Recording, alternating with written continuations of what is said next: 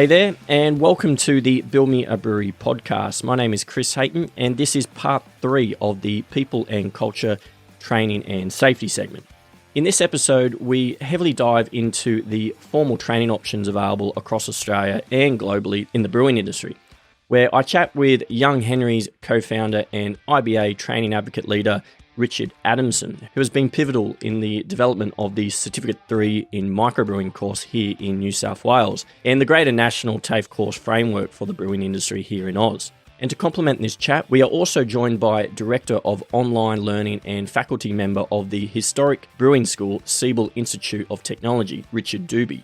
In our chat, we discussed the TAFE course offerings now available to those either wishing to get into the brewing industry or to formalise their current skills and experience, apprenticeship options, as well as the role that the Siebel Institute of Technology has played in the training and development of the brewing industry over the past 100 plus years now, and how keen learners can take advantage of its online program and flexible module offering. So I hope you enjoy my chat with Richard Adamson and Richard Dube. Well, welcome to the Build Me a Brewery podcast, Rich Adamson and Rich Dube. Thanks for having us. Hey, Chris. Thanks for having us. And so, Rich Adamson, you're based here in Sydney, being one of the founders from Young Henry's. Rich Dube, you're over in the US, in Florida, so it's beer o'clock your way. And just wanted to give the audience a bit of background of what our chat here today is going to be about. So this is going to form part of our people and culture and training and safety topics. So heavily focused today on the formal training options that I guess are available to those either looking at getting into the brewing industry or looking at formalising their current skills and experience if they're currently working in the industry. And yeah, just also to provide some insights and options to those who have come from backyard brewing backgrounds and think it's a cool idea to start a brewery. And you know, I tend to laugh at those guys, me being one of them, without any industry experience and you know, looking at trying to understand the commercial side, because there is quite a transition there. But before we get into all that, I'd like to, I guess, get to know you guys a bit better, understand your career backgrounds to date, maybe some fun facts about, you know, preferred beer styles or even breweries. Rich Adamson, if you know, you're Young Henry's founder and you're always going to be talking that one first, but if there's any others that stand out to you, keen to hear that. But maybe Rich Dube, if you want to kick it off first, mate. Sure, no problem. Thank you very much. I'm going to make it short, but I'm not very good at that. I'm obviously an old geezer. I'm a microbiologist biochemist, and I started back in 1980 as a young microbiologist for Molson in Canada, and then spent 5 years with them in quality control and actually a stint in research for a couple of years, and moved to Labatt's. And with Labatt's, I ended up on the production training, and I ended up in more managerial role as assistant packaging manager in Montreal, and then assistant brewer in London, Ontario. And then we moved to Halifax, Nova Scotia, where I became the quality control manager, and then the brewmaster in Halifax. So that brings us to about 93. Got a call from a company that you might know, Boston Beer Company. And that's how we moved from Canada to the United States, where I took the responsibilities of research and development and quality control for Boston Beer Company. Move a little bit forward, spend another 8 years or so with Boston Beer Company, moved to the Midwest in Cincinnati, where Boston Beer Company had just purchased their first brewery, which was at the time beautiful Shenling. And so now that makes 20 years in the brewing industry already. And I'll be frank, if you ask my wife, she will tell you that I had a midlife crisis. So I kind of partially left the industry, did a master in arts of teaching and taught high school science for 10 years. I kept the pulse on the industry via actually Siebel, where I was teaching and started developing our online program.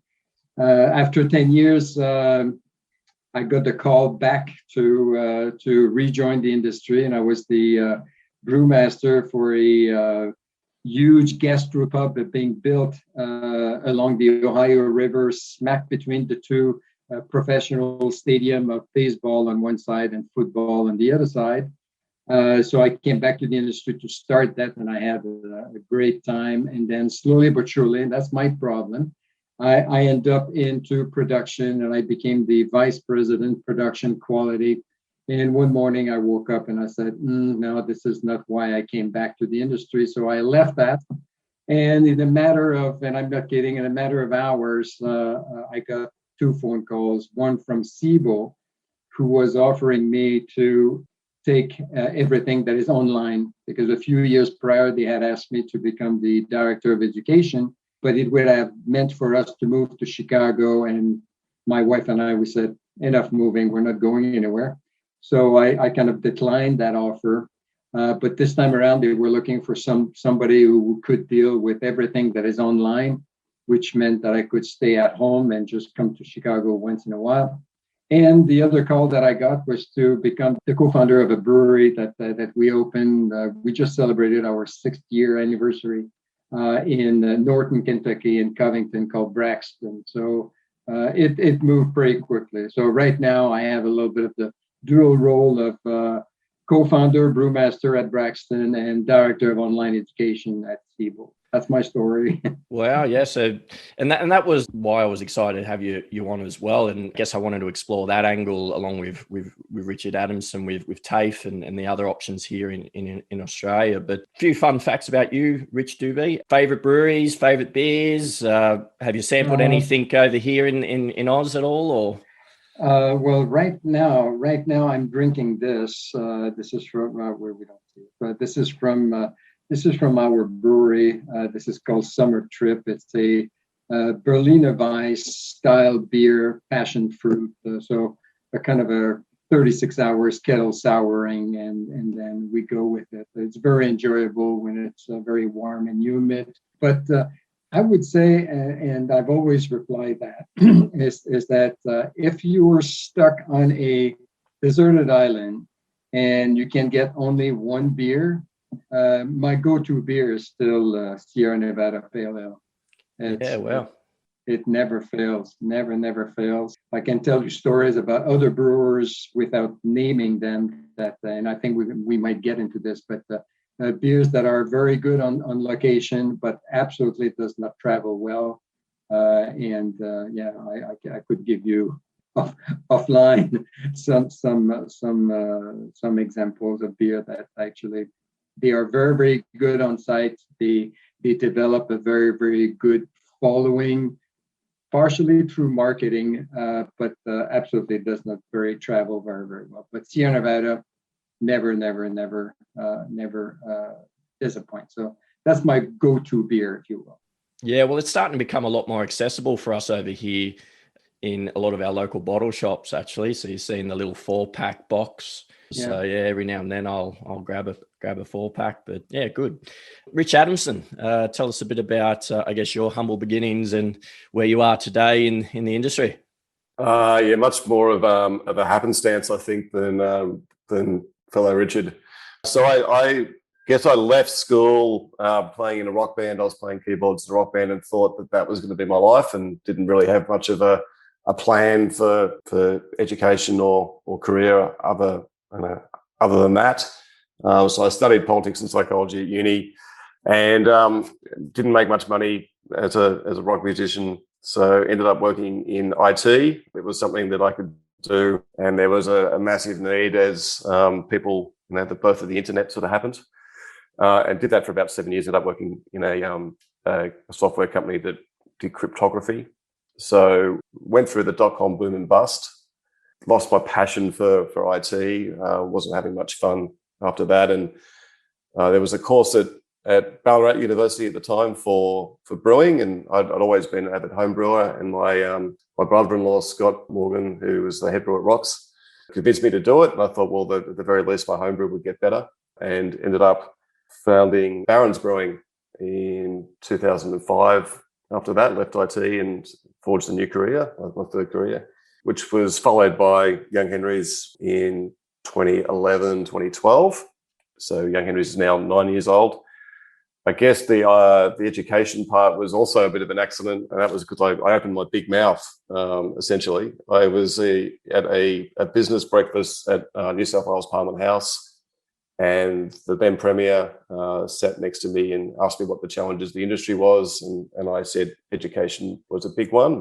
We were a growing industry, but we were having trouble getting qualified brewers. And that the pathways for education were quite limited in the country at the time, other than Ballarat, which is now Federation University, and a short course over at Edith Cowan in WA. There wasn't many options. I said, look, it should be taught in TAFE. There should be a pathway through apprenticeships. He agreed, and he said, send me an email, which I did. I thought nothing more of it. But I got a call from head of TAFE 6 weeks later saying that I've been told to make this happen. Wow. And I threw Neil Cameron under the bus, who was at the time was doing the Cicerone training. I thought he would be the right guy to get this up and running. And I guess he'd been working on it for a while, and I gave him a call and asked him how he was doing and whether he needed some help. And he said he desperately needed some help. So I decided to do the training and assessment certificate 4, so I could help him teach. And I've been doing that now for 5 years. And that, I guess that also led me to take the role in the Independent Brewing Association of looking after the People project, which encompasses training and education as part of it as well. So that's a lesson to you. If you open your mouth and complain, you might find yourself as part of the solution.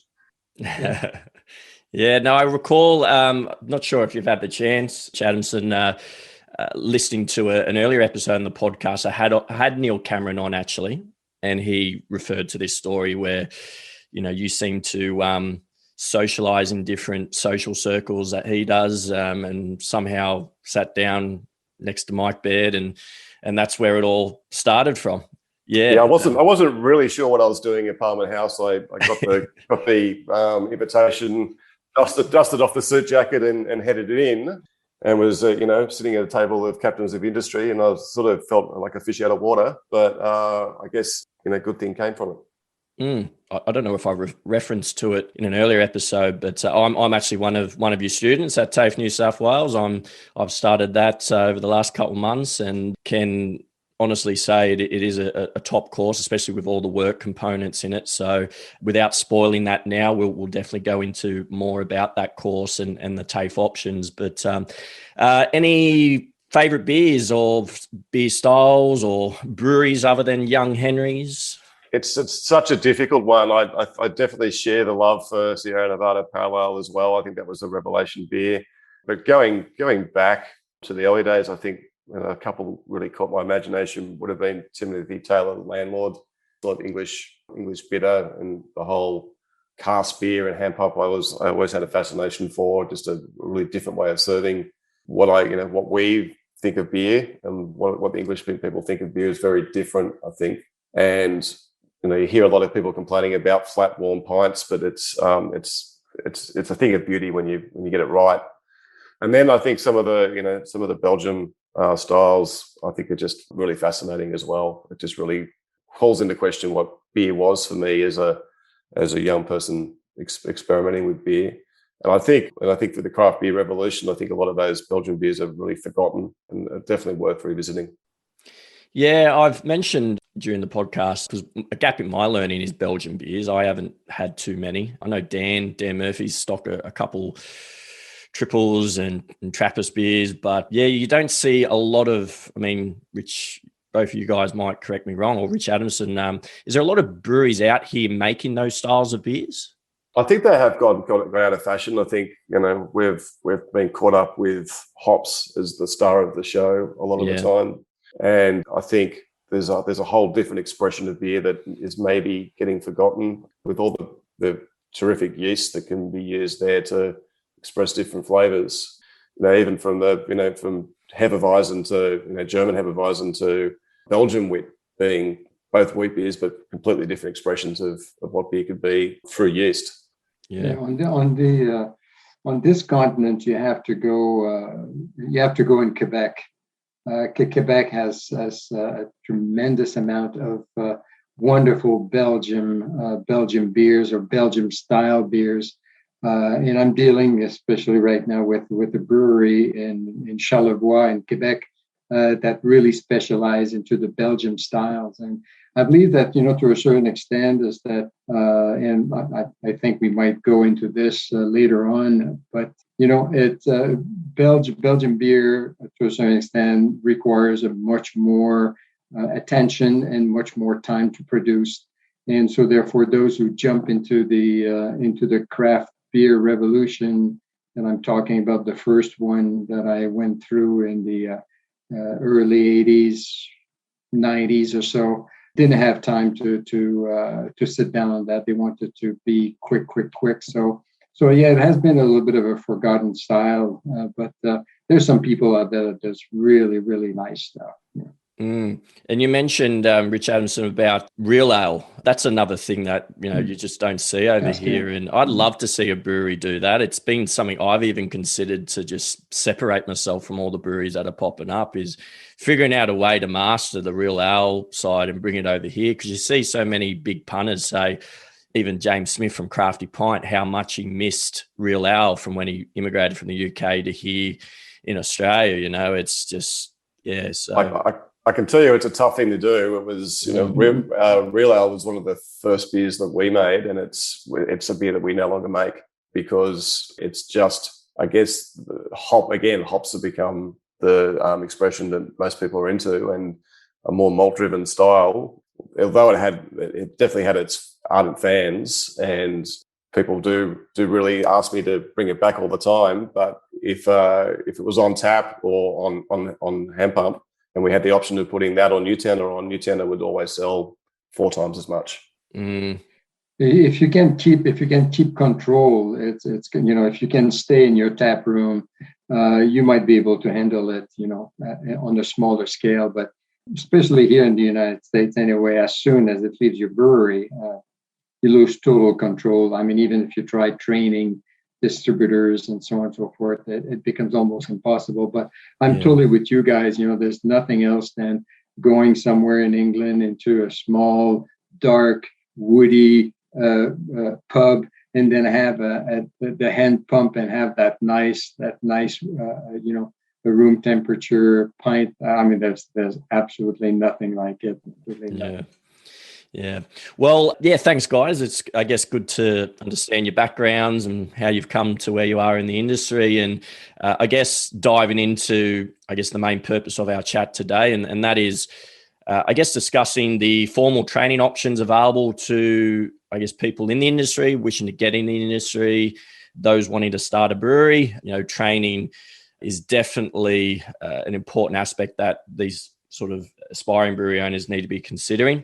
Me doing this podcast has inspired me to formalise my training, doing the TAFE New South Wales CIII Microbrewing course. But Rich Dube, you coming from the Siebel Institute, that's a very interesting perspective, and that's why I wanted to get you on to sort of complement the options that we have here in Australia, because obviously people can access your online training platform anywhere in the world. And especially with COVID, everything seems to be moving that way. So the access of information seems to be a lot greater these days. But are you able to tell the audience a bit about Siebel, or the Siebel Institute of Technology to be exact? Yeah, just go into a bit of detail about the history of it, your role and course offerings. Take it away, mate. Absolutely. First of all, it's with all due respect to everybody else that is there, that is now into brewing education field, if you will. But to me, when I'm talking about the more traditional, established institute or brewing school, I'm talking about in North America, in actually the Americas. I'm talking about Siebel Institute of Technology. And I will go back to give you a little bit of background behind it. Then you move across the pond and you go to London and you go to the IBD, or in my days, it was the IOB, the Institute of Brewing and Distilling. Then you move a little bit further east to Munich, where you have Domen's Academy. You have Weinhandstefan, and then further east, you go to VLB in Berlin. So when we're talking about, long time tradition brewing science schools, those are the ones. We know that in the past 20, 25 years, and again, with all due respect with the programs that have been developed, we now have schools from UC Davis to different college here in the United States and in Canada that popped up with some program. So if I just go back to Siebel, with Siebel, basically, we've been teaching brewers or future brewers for over 140 years. Not me personally, maybe even if I look at that. But it started back in 1868 with Dr. John Ewald Siebel. And if you're looking at the forefathers, if you will, of the American brewing history, you have names like, let's say, Bush and Strohs, but you also include Siebel, John Siebel, because he came to the country in 1845 from Germany, did his degree in engineering, I believe. And then in 1868, he founded the Zamotechnik Institute. And the same year, he opened the John Siebel Laboratory that quickly developed into a research station and a school for brewing sciences. If we move a little bit forward, they moved to a new location in 1872. And that's when, on the north side of Chicago, and that's when he changed the name to Siebel Institute of Technology. So Siebel Institute of Technology goes back to 1872, if you will. Move a little bit forward, now you're in 1907 or so, and Siebel is offering 5 different courses to brewers, to postgraduate brewers, to engineers, to maltsters, and to bottlers. And then as they got closer to the Prohibition, Siebel Institute kind of diversified into refrigeration, engineering, baking, milling, and a whole slew of other carbonated beverages. At the time, and that's what the story says, is that Dr. John Ewald Siebel was so desperate about hearing about the Prohibition, he could not fathom the idea. He actually died 27 days before the Prohibition became official. So that's what the story says. He was really destroyed by the idea of Prohibition. So we keep on moving, and now we're in 1952, where Siebel was moved to Peterson Avenue, where we stayed basically for almost 50 years.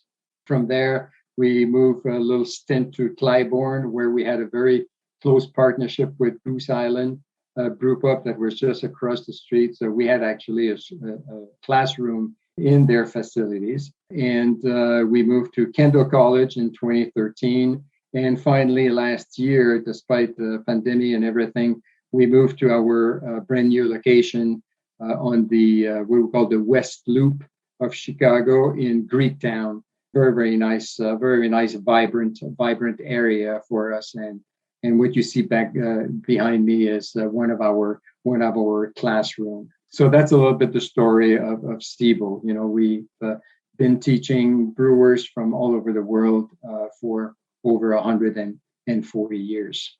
Yeah, well, okay.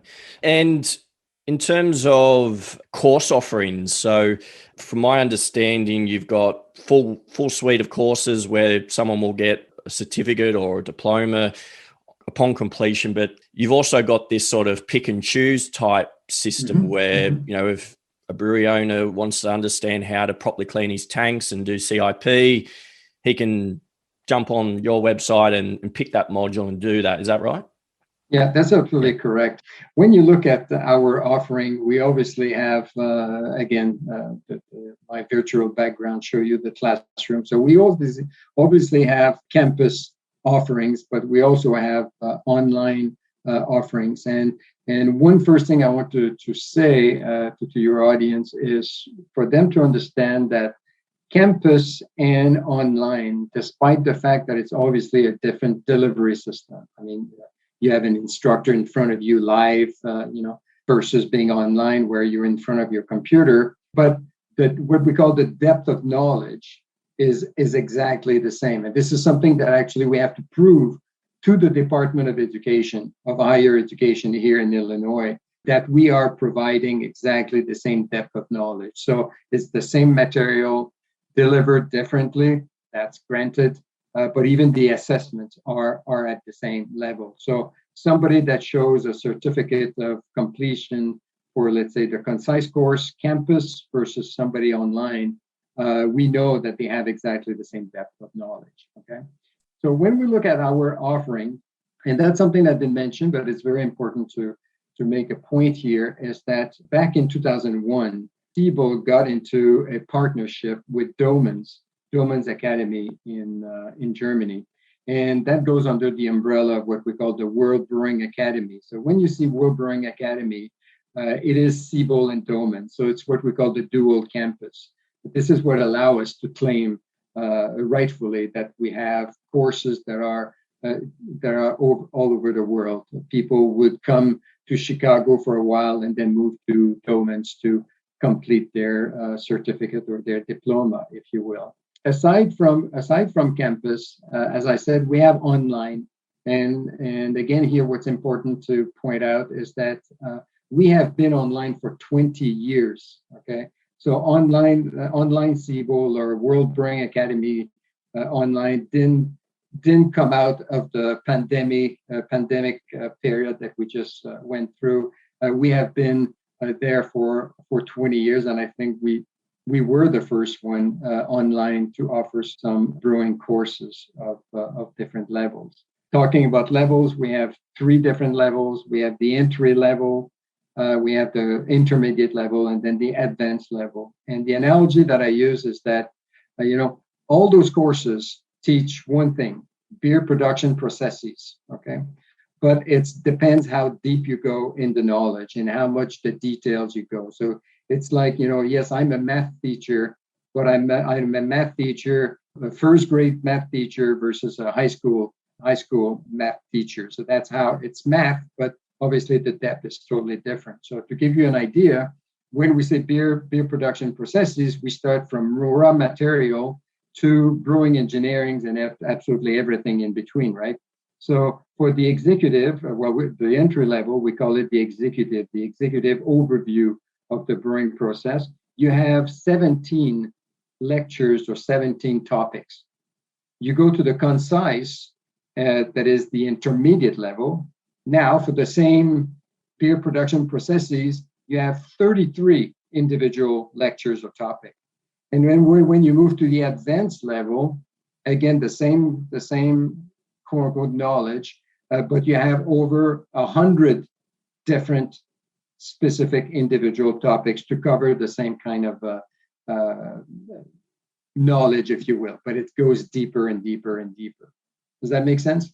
Yeah, no, absolutely. And I think maybe one of my later on questions is about getting an understanding of, the core group of students, like which walks of the industry are they coming from? Are they coming from wanting to get into the industry, or is there quite a lot of people who are already in the industry wanting to further their learning? So, but yeah, that's, a great overview of what you guys do. And that's exactly what I'm trying to offer my audience, all those different options available to them. But Rich Adamson, you've been waiting there patiently, ready to talk a bit about TAFE New South Wales or TAFE in general, obviously being a national network of campuses. Are you able to tell us a bit about, the brewing options in terms of training for people here in Australia from a TAFE perspective? Yeah, look, the reason I think that TAFE is important and it plays a slightly different role, I think, is it maps into the Australian Qualifications Framework, or AQF. So if you look at the different levels of education available, an AQF level sort of indicates the cognitive, technical, and communication skills required to complete that course. And if we look at Certificate 3, that's a level 3, so that's a fairly entry level form of education, and it doesn't have any prerequisites to get into. If there are any prerequisites, they are encapsulated within the course.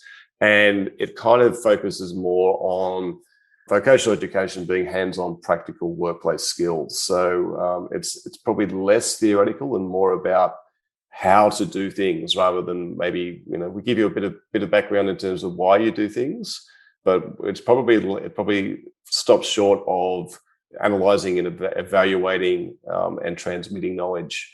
more about giving you the skill sets to do things. The other important thing about the TAFE system and the Certificate 3 is that because it maps to the Australian Qualifications framework and is delivered through TAFE, it maps onto the trainees and apprenticeship schemes that are available. So if you are accepted as a trainee or an apprentice in a business and you sign up to a training program, there's a whole bunch of incentives that are available to both you, the trainee and the employer. And what happens in New South Wales is we've managed to get the Certificate 3 on the smart and skilled list because it does have a pathway into getting people into the industry and getting them a job. It means that the qualification cost comes down dramatically. So it would be $9,000, but it goes down to $1,000 for a first tertiary qualification, and I think it's just over $2,500 for a second tertiary qualification because it's on that list. And there's a lot more incentives now for taking on trainees for employers as well. So you get payroll tax exemption. I think you actually get paid money on milestones as well. And the student qualifies for the student card, which gives you a discount for travel and a whole bunch of other things. So that's really the advantage of putting the education through this system. We're working on Certificate 4 as well. So we managed to get that qualification approved. We also, in New South Wales, got it onto the Smart and Skilled list. It's now about writing the material.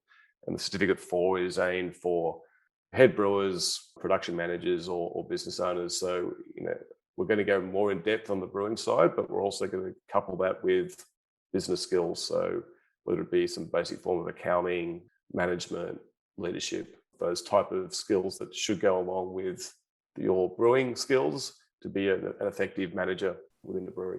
Oh, that's exciting. I wasn't aware of that.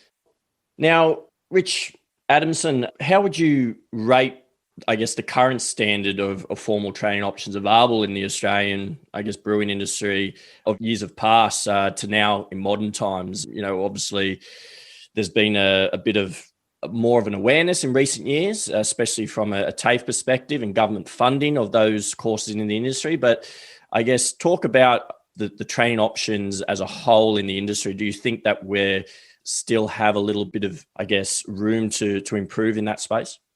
Oh, most definitely. Look, we're getting there. I think through having Certificate 3 run in New South Wales and having successful outcomes for students that, most people that I think have done the course have gone in and worked within the industry.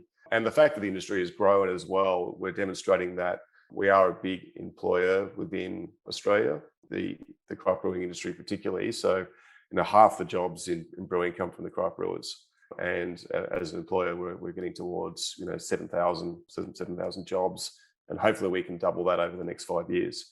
So there is a need to educate people, and I think politicians and people within the bureaucracy are seeing that it's worth investing in that education as well. So we will.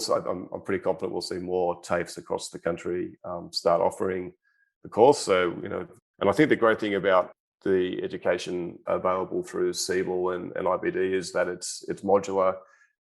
People can take their own time doing it. It's probably a less formal type of education in terms of its timing. Certainly formal in terms of the way they go about delivering the course, and the qualifications are definitely well recognised throughout the world.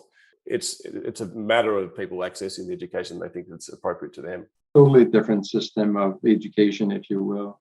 I think what my understanding is, like most of all the other university and college that offers brewing science, it's part of a diploma or certificate, meaning that you have all those other courses that forms, what the requirements of the educational system wants to have that fits into a certificate. Whereas Siebel, for instance, we do have pre-requirements because we want people to succeed.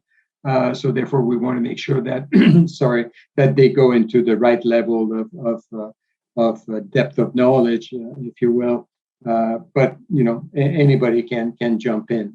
You don't need a bachelor's degree or even don't need a high school diploma, as long as you have what it takes to get into the different levels. So it's two totally different approach. Absolutely. Well, I also think there's that opportunity for specialization within the private education system as well. So I know when Dan was working at Young Henry's, Dan McCulloch at Lowell was working at Young Henry's. He was our quality manager, and he was very keen to do the Siebel course because it was going to give him the tools to put together a quality program and have the depth of knowledge for microbiology that he required. Yeah. And we might be talking about that later, but there's a kind of I call it the a la carte offering that we have that really fits the bill in a very specific kind of structure that I wouldn't mind, spending a few seconds to talk about as well, Chris. Yeah. Do you want to actually talk a bit about that, what you just mentioned? Yeah, let's focus on online education. I think that campus is fairly obvious. You come to Chicago or you go to Dube in Germany and you're in a classroom, and especially in Germany, then you have all the hands-on as well. But when it comes down to online, it's a different environment.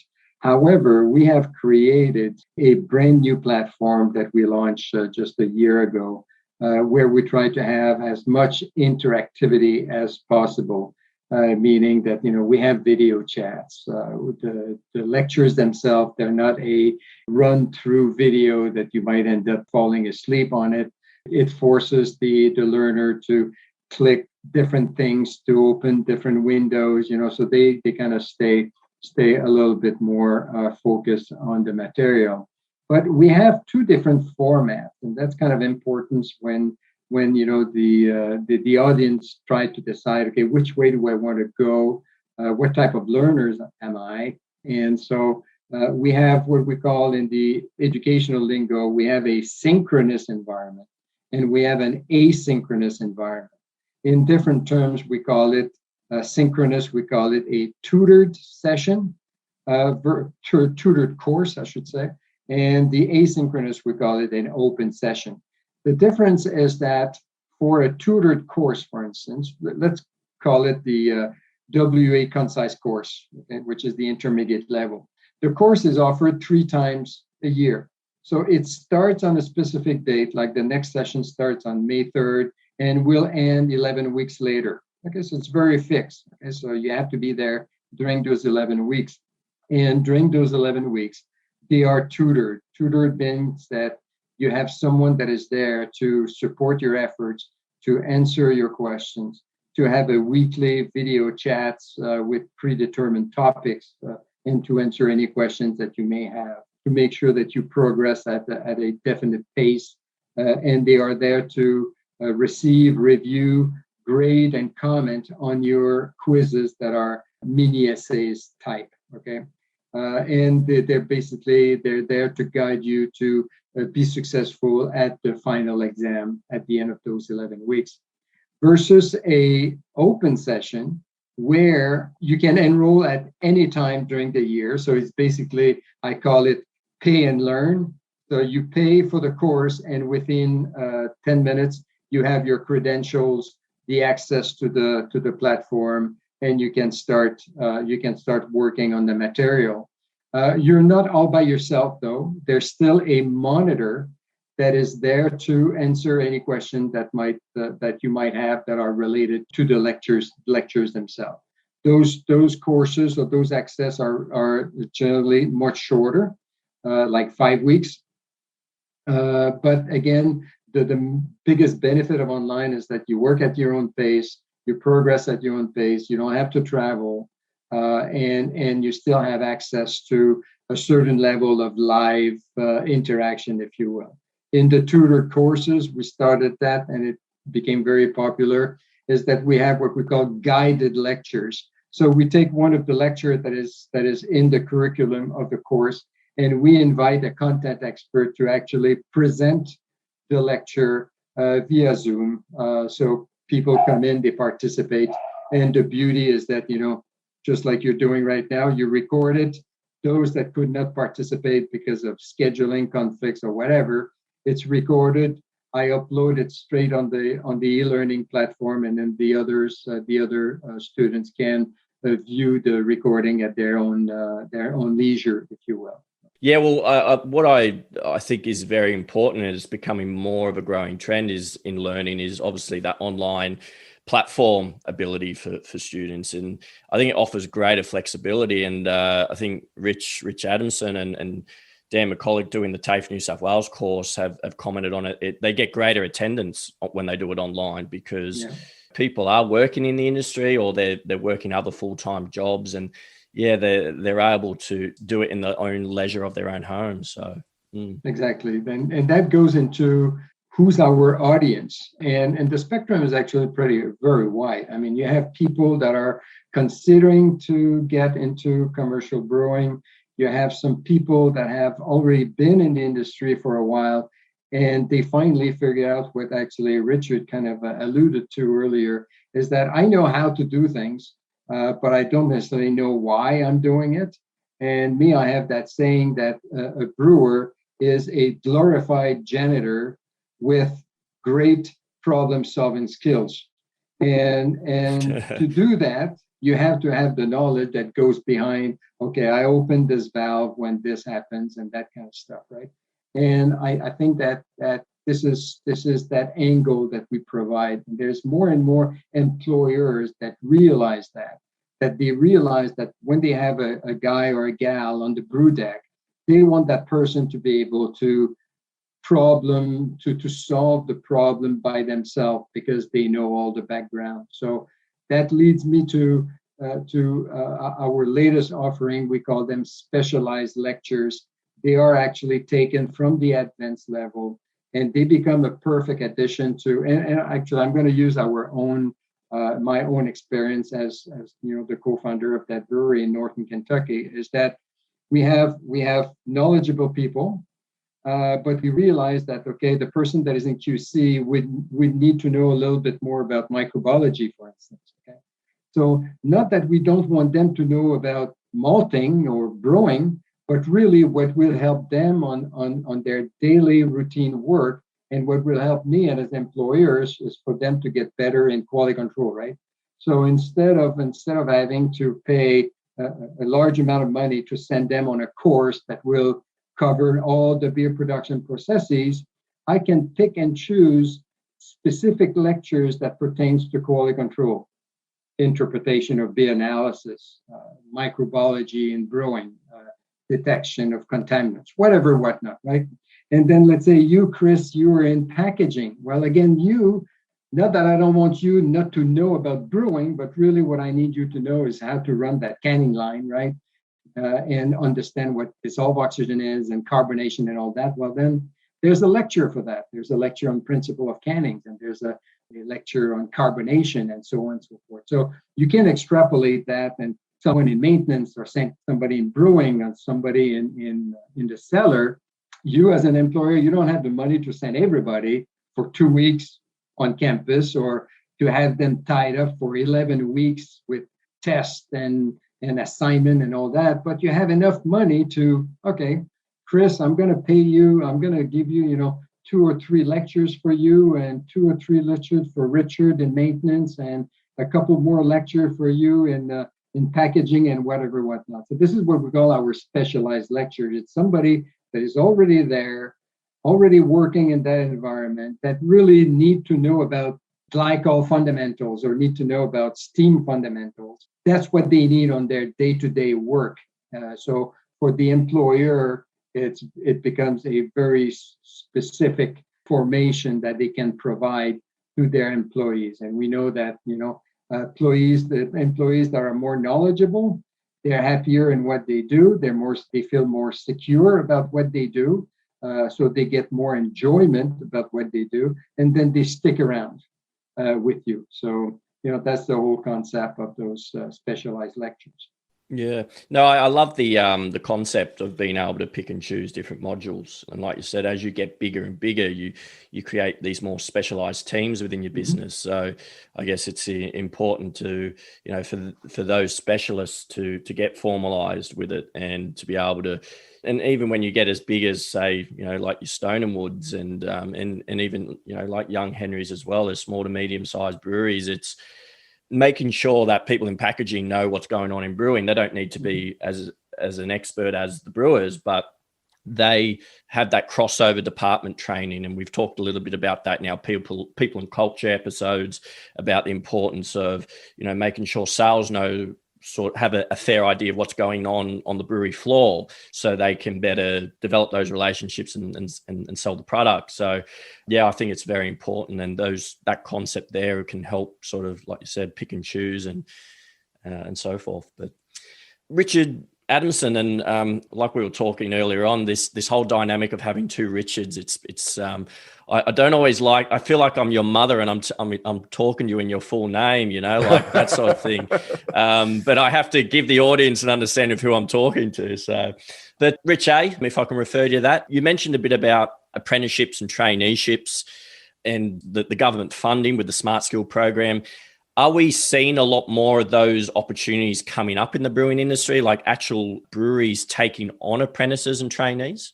Absolutely. And I think part of the issue before, now, was probably there wasn't a pathway for the formal education, but also there probably wasn't an understanding that apprenticeships and trainees were available to access as well. So if anyone's looking to employ someone and think an apprenticeship or a trainee would be the right way to go, jump online and look at the apprenticeships network. And there's a network provider, which is a free service, and they will run through whether the person you're looking to employ qualifies as a trainee, and then what incentives are available to you as an employer. It's a free offering. If it does work out that the person qualifies, then you sign up to a training program, which is an agreement between yourself and the government and the trainee that says that the person you're employing won't just be put on the dream crusher, cleaning kegs and filling kegs, but they'll get a good rounded education across the brewery and get some hands-on skills across different aspects of the brewing process, and sign up to the formal education as well. Do you see this being a push towards the schooling system as well? I mean, you always get kids being pushed to do carpentry apprenticeships, electrical apprenticeships, or anything like that. Do you see the sort of attraction to people entering the industry more sort of in their mid to late 20s and older, or do you think there's an opportunity to sort of capture 18-year-olds leaving school wanting to start a career in the brewing industry? I think we're seeing people come to the industry from a variety of different walks of life and different stages in their career as well. So we are definitely getting people doing a sea change, changing from different careers and different industries. We are seeing more people seeing it as a career pathway as well from early. So I think we're seeing young, early 20s people getting into the industry, and we've seen a lot of older people enter it as well. So I think that's good. I think having people come from different industries into the brewing industry is a good thing. Different perspective, fresh perspective. But it's also a viable career path as well, to start working in a brewery and get that formal education behind you and take it from there. I think the great thing about that, having that education, is it will travel with you. You can travel the world and work in different breweries across the world. Yeah, I've worked in the recruitment space for apprenticeships. I used to supply a lot of apprentices all over New South Wales, and I always recall that there's got to be a certain number of qualified people in that business to be able to take on an apprentice, or there's got to be a ratio, so forth.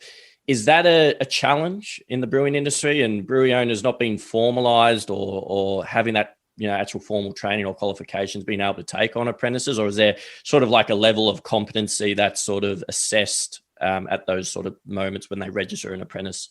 I think what we're doing is recognising the learning that would come from a Siebel or an IBD quite often. So most established breweries will have someone within the organisation that has gone through that education. It's definitely something we're seeing, and people wouldn't be able to operate their breweries without that backing to start with, I think. So it's not necessary that they go through that AQF system to be recognised as someone who can take on an apprentice. Yeah, great. Other Richard Dube. I was looking at Siebel's website before our chat, and obviously having a look at your, I guess, different course offerings. I've noticed that you've also got an online store where you offer like sensory kits and other tools for people in learning. Are you able to talk a bit about that? Sure. Sensory kits, actually, we've been doing that for quite a while, and we always kind of developing new flavors, if you will. As you certainly can understand, is that even when you open your own brewery, you don't have millions to start getting a GC, a gas chromatograph, and all that. So at the end of the day, the most important thing is your sensory evaluation, your organoleptic evaluation, and to be able to assess your beer. One, you have to have the same language, and those kits allows you to train your people. When we get into sensory evaluation, our taste ability, either nasal or retronasal or through the taste buds, varies tremendously over age, over health, or incidents, or whatnot. So we say that it's very important to train your people. Number one, to have the same language. So when we say diacetyl, I know exactly what you're talking about.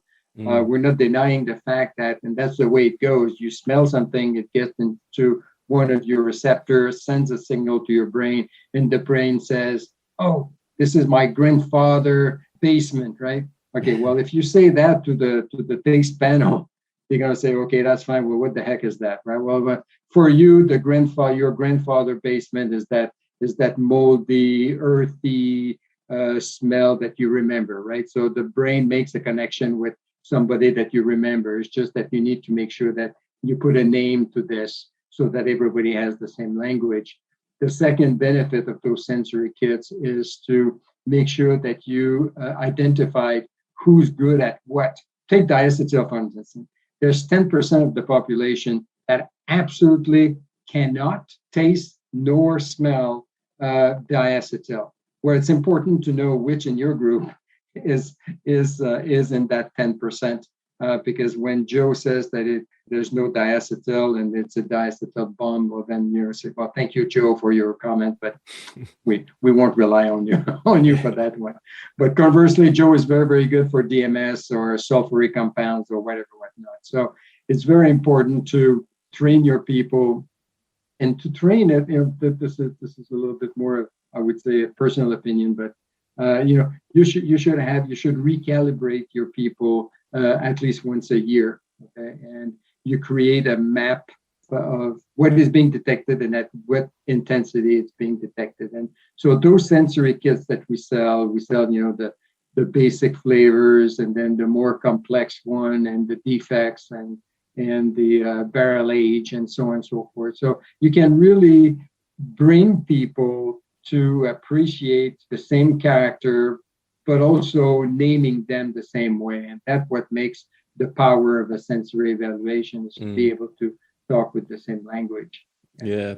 I recall doing the lab day at Young Henry's, actually. Adamson and Renee, the lab manager, was sort of going around the brewery floor and getting people to sort of just sniff this. One's the diacetyl, one's not, and just getting them to sort of compare the two. And I thought that was a very good way of keeping people sharp as to what they should be noticing in terms of the off flavors. So yes, it's very important.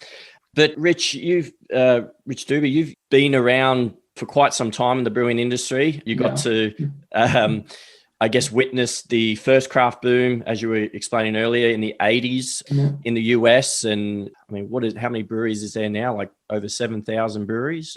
Yeah. So I'd love to get an understanding, or if you're able to describe for us the relationship between the rise of the craft beer industry in the US to, I guess, the relationship with the training options that have become available in the industry.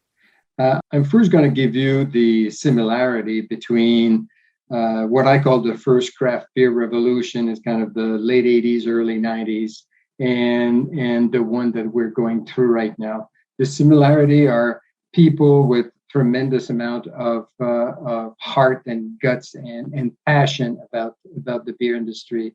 There's some people that definitely have money to put into the industry, to willing to start a brewery and so on and so forth. But I think that the main difference is actually education. Okay, I think that more and more, that kind of circle back to what I said earlier, more and more the people start to realize that, okay, I know how to do things, but I don't know why I'm doing things. And despite the fact that there's still a gap, I'm not being, again, disrespectful or being over optimistic, but there's definitely still a gap of knowledge, because there's unfortunately still some pretty bad beer out there. But less, to me, there's less now than there used to be. And of course, it's in proportion. In the 80s, you didn't have 7,000 breweries, right? But so I think that over the years, what happened, the first craft brewing industry kind of died out simply because the beer was terrible. Okay, so that's one part of the equation. So now we have brewers that are a little bit more educated, that they understand a little bit more what they do, and they understand one thing: quality in brewing is defined as consistency. Okay.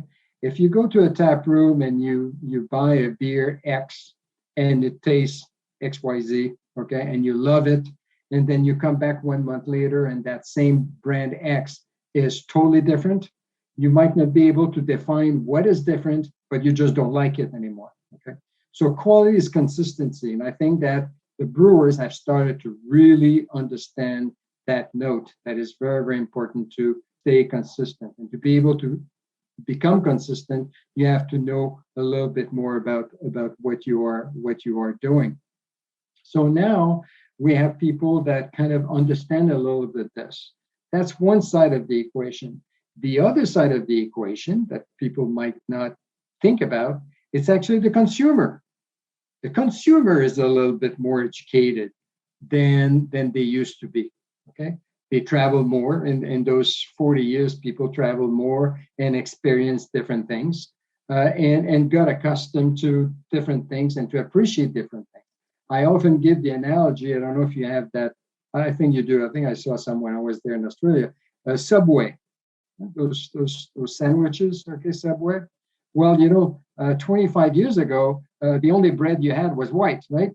Now, when you go to a Subway, it takes you 5 minutes to just decide which bread you're gonna have your sandwich. Okay, so that's a little bit the same thing. Okay, is that the choices was very limited. So this is all you knew, and then slowly but surely, people got to experience through traveling or whatnot, more style, and end up being able to educate themselves to appreciate something different. So there's two sides to the equation.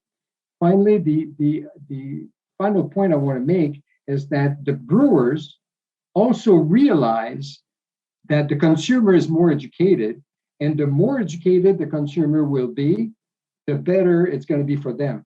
So it's not a surprise to see everywhere tap rooms that offer tastings, and that the bar staff is much more educated into explaining, okay, so this is a new beer that the brewer came up with, and this is that. Again, to take an example from us, every new beer that we do, we have a staff meeting where we explain the beer, we explain which ingredient we use, why we did that, so that when they are beer, they are our first line of attack. I mean, I can produce the best beer in the world, but if the bar staff is not able to understand or to explain what the beer is supposed to be, how can they push the beer, right? Okay, so this is very complex, but this is where the evolution occurred.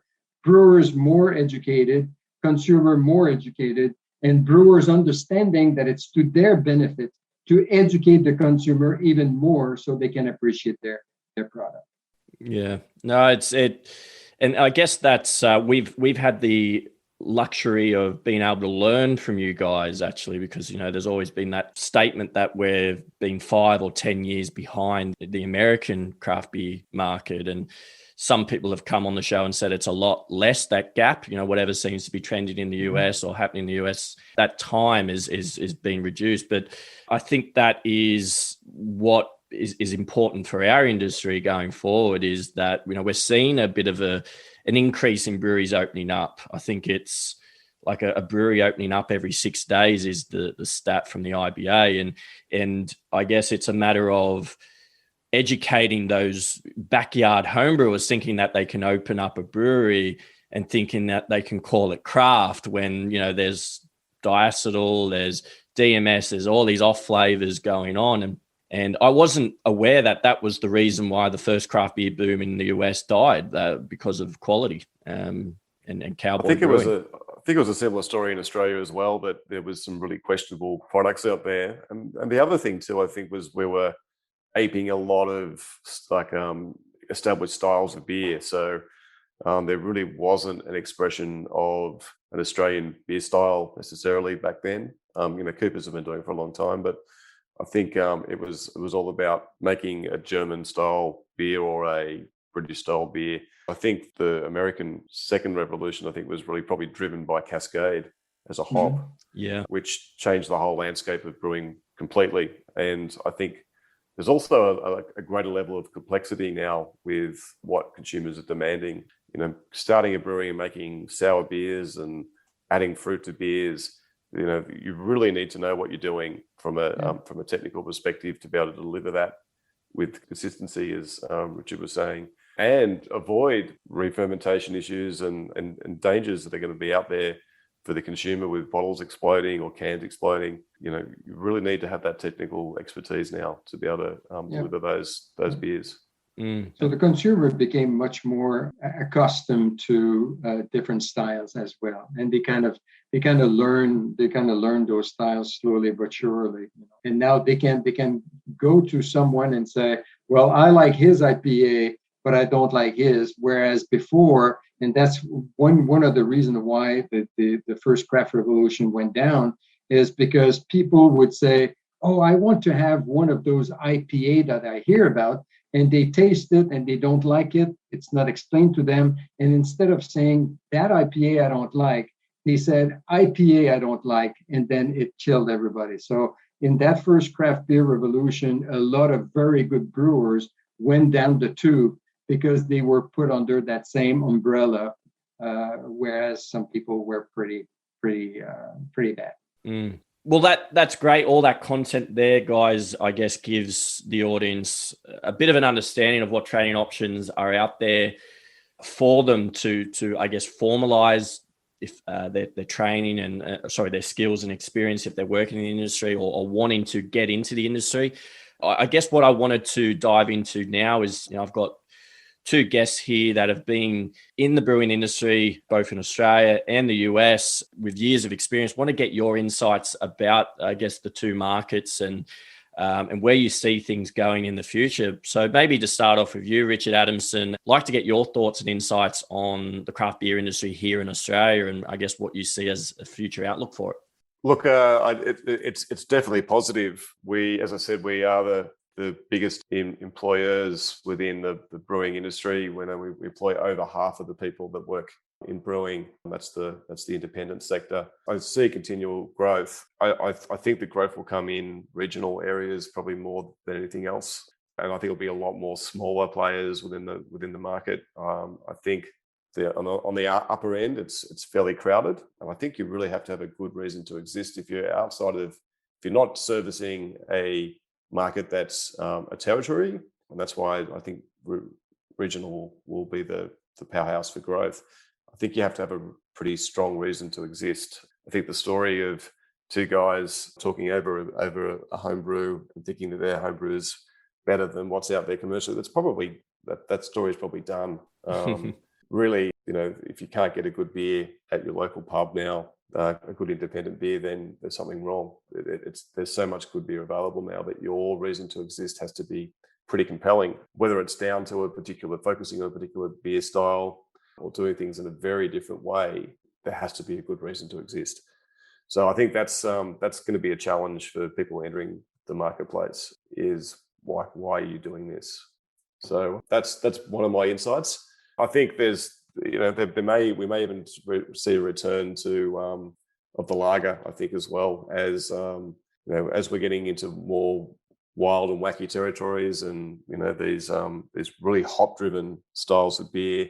I think we're reaching the upper limits of those. Having said that, Sierra Nevada, when that first came out, that was the upper limit of what you could put in terms of dry hop, and I think we're double, triple what that is in dry hop now. So maybe I'm wrong on that front, but I think we might see a return to some simpler, more sessionable styles of beer too, which will complement the wackier, creative, fruit-driven, sour, hopped beers that are out there.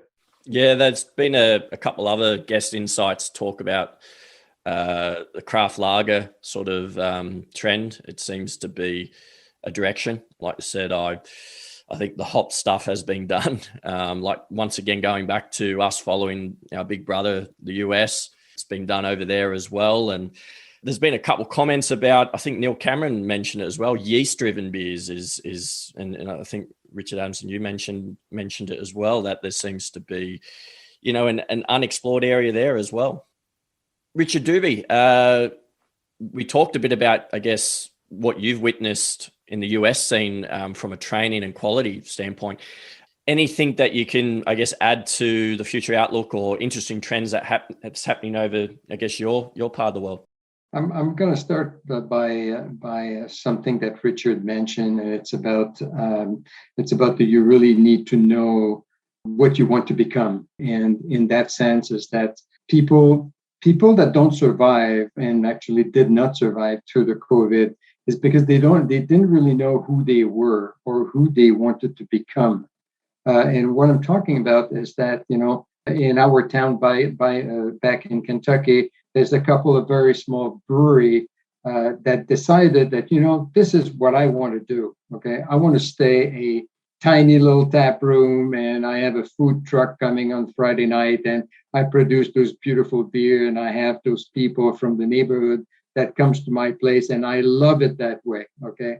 Whereas some other people have maybe larger plan in mind, and they have to get into the distribution and understanding now that the gap between taproom fresh versus distribution fresh, the gap is not like this. It's a mile wide, okay? And this is where more education is required. So first point is that people will have to really decide what they are and what they want to become. Now, in terms of the industry in general, what I see is, and again, Richard kind of alluded to that, it's a circle back, okay? We're circling back to the original, more traditional styles, something that, you can drink more than one pint without being, sorry. Hey, I always tick the explicit box for my episode, so you're okay. I got like this. Yeah. So, people are still seeking the environment and the atmosphere. They like a good beer, but they like to be in a good environment, and therefore they realize that it's kind of nice to have something at 10% alcohol, but I have one glass and I'm dead for the night. So that's not very good. So I think that there's a circle back to, I don't like to tell them to say less flavorful, but less aggressive, if you will. Okay, so there's definitely a return to this. Then there's I call that a fringe part of the industry, and we've seen it with the seltzers, the sour to a certain extent, the smoothies, and all that kind of stuff. And I think that's I want to call it, this is the home brewer part of the industry that, they always want to make something new. They always want to test different ingredients and see how they want to go together and that kind of stuff. So this will remain on that part, and will keep on growing. Okay. And then thirdly, it is a recognition that one of the four main ingredients that makes beer had been totally forgotten and that's the yeast. Now yeast are playing with yeast, and they're proud to say, oh, I use yeast XYZ, and I got those type of flavors, and then I did a dual fermentation with those two yeast, and I got that, and so on and so forth. I see people, and as you know, Siebel is under the umbrella of L'Allemand Brewing. We see more and more people jumping onto trying with the Voss and try it at different temperature and try, different type of yeast and so on and so forth. So to me, the industry evolves in those kind of three facets, if you will. Circling back, you're talking about, barrel age, for instance. Well, I think it might have been one of the first barrel age, but I did that back in 1994. Okay. And now it's like, oh yeah, barrel age, right? And then going back to the light lager, the nice, well-made lager. When I go to a brewery and I look at their portfolio, the first beer I take is the lowest alcohol they have. If they have the IBUs, the bitterness unit, the lowest one, because then I can tell really if the brewer knows what he's doing, he or she's doing. Yeah, then I move to something that is more. So this is how I see a little bit the industry moving in which direction we're going. Yeah, great. Okay. And Rich Adamson, you worked on the IBA project group, Independent Brewers Association, in regards to training in the industry. With the development of TAFE New South Wales and getting all the government funding backing for training options here in Australia, is there still a focus by yourself in the IBA for greater formal training options across the industry? Yeah, actually, I look back at the goals I stated when I took this on in 2019, and that was to get Certificate 3 across all states and get the Certificate 4 up and available by 2022. I think we're on track to get there. So I'm still pretty confident that we'll get the Certificate 3 across all the states, and hopefully Certificate 4 will be available next year, as it's been written now, which is very pleasing to see. And I just think the more pathways and opportunities people have for education, the stronger the industry will be. And we won't have a flash in the pan craft revolution this time. It's going to stick around because we've got the focus on quality and the education to back that up.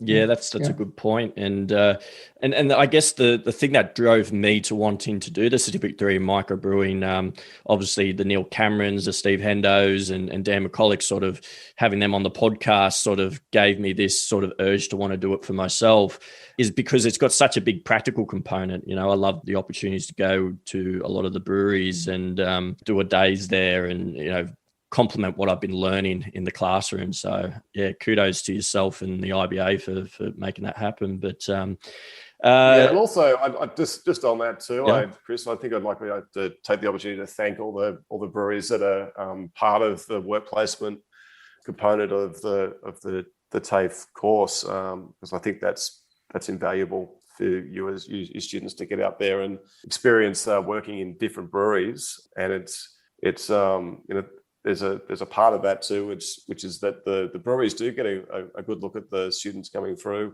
the course and maybe get first bite of the cherry if a job opportunity comes up. They've seen the students come through and they get an idea of a cultural fit at the same time as well. Thanks to them. I think it's an important part of the course. Maybe a good segue here, and maybe I could have left it to things worth plugging, but because there are brewery owners listening, there are people in the industry listening, mostly people that are looking at getting in the industry and starting their own brewery are the audience. But for those that are listening and they want to potentially get involved with that program, for hosting a student from the TAFE program, do they just reach out to someone like yourself or TAFE New South Wales or? Oh, look, yeah, I think you get in touch with myself or Dan to get involved. Absolutely. And look, if there are anyone looking to take on apprentices, get onto that apprenticeship network, make sure you qualify, and then find out which TAFE is near you that is offering the course. And the more trainees we get signed up, the more pressure it puts on to the other TAFEs around the country to offer the course as well. Mm-hmm. Yeah, perfect. And Rich Dube, like to hear your thoughts on the impact COVID's had over in the US.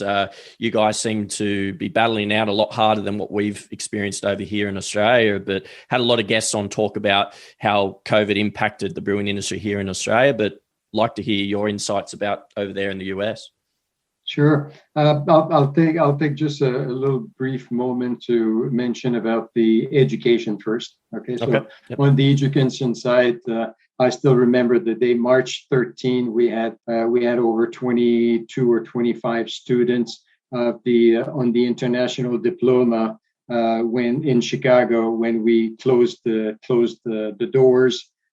So we had to take everybody and move them to the online version of the same course, and we have not been able to reopen since then. We are hoping for a May session, but it's still a little bit iffy. So everybody moved on the online, and while everybody was happy to say, "Oh, I was able to learn how to knit or to start baking or binging on Netflix," me, I was way over my head with creating new program and new offerings and new platform. And on the education side, this is what happened, a shift towards online. As for the industry itself, it's kind of interesting. I think it circled back a little bit to what I said earlier, meaning that people need to know who they are and what they want to become. And those who had a clear idea, they survive. The people that stick to the idea of understanding that despite the difficulty, despite obviously the volume not moving as fast or not at all than what it used to be, they realized that every single drop that they were producing had to be perfect, and those survived. Those that could not master that, they just disappeared. But people really reinvent themselves in terms of getting into faster product, seltzers, for instance, okay, and kind of offered more avenues to be able to bring their product to the consumer, either like door pickup or even home delivery, that kind of stuff. And in certain states in the United States, some government became very flexible and allowed that to happen. So again, people struggle, people kind of maintain their stuff. A lot of people took the opportunity to say, okay, let's educate ourselves more because when we're going to reopen, it's going to be a crazy fast paced. So this is what we saw as well.